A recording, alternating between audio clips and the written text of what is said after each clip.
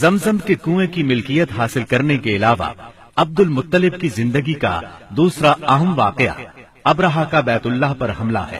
تاریخ میں اس کو واقعہ فیل کے نام سے یاد کیا جاتا ہے۔ ابرہہ ایک عیسائی سردار تھا۔ شاہ حبشہ نجاشی کی طرف سے یمن کا حاکم تھا۔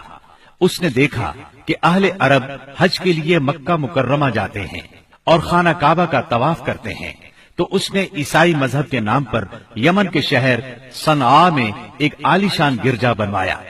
عرب میں اس گرجا کی خبر مشہور ہو گئی۔ قبیلہ کنانہ کا ایک آدمی وہاں گیا اور گرجا میں گندگی پھیلا کر بھاگ آیا۔ ابرہہ نے غصے میں آ کر قسم کھائی کہ کعبے کو ڈھا کر دم لے گا۔ چنانچہ وہ ایک لشکر جرار لے کر مکہ مکرمہ کی طرف روانہ ہوا۔ راستے میں عرب کے جس قبیلے نے بھی مزاحمت کی، ابرہہ نے اسے تہہ تیغ کر ڈالا، یہاں تک کہ وہ مکہ معظمہ کے قریب پہنچ گیا۔ وہاں کے لوگوں کو اپنے ارادے سے خبردار کرنے کے لیے اس نے اہل مکہ کے جانور پکڑ لیے۔ ان جانوروں میں عبد المطلب کے 200 اونٹ بھی تھے۔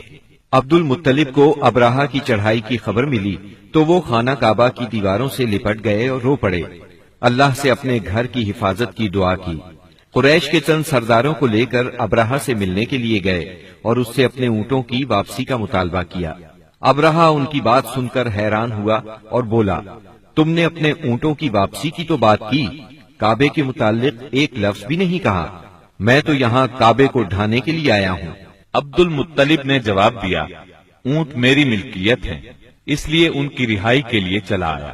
کعبے کا مالک اللہ ہے جو اپنے گھر کو بچانے کی پوری طاقت رکھتا ہے۔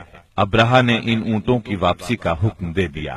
یہ اپنے اونٹ لے کر مکہ معظمہ واپس آ گئے۔ 60-70 ہزار کا لشکر تھا اور اس میں 9 یا 13 ہاتھی تھے۔ اس لشکر نے آخر مکے پر چڑھائی کی۔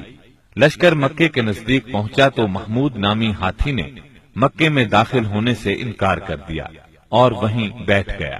ایسے میں اچانک باہر کلزم کی طرف سے پرندوں کا ٹڈی دل نظر آیا۔ ان کے پنجوں اور چونچوں میں کنکریاں تھیں۔ جن سپاہیوں پر وہ کنکریاں پڑتی ان کے اعضاء کٹنا شروع ہو جاتے۔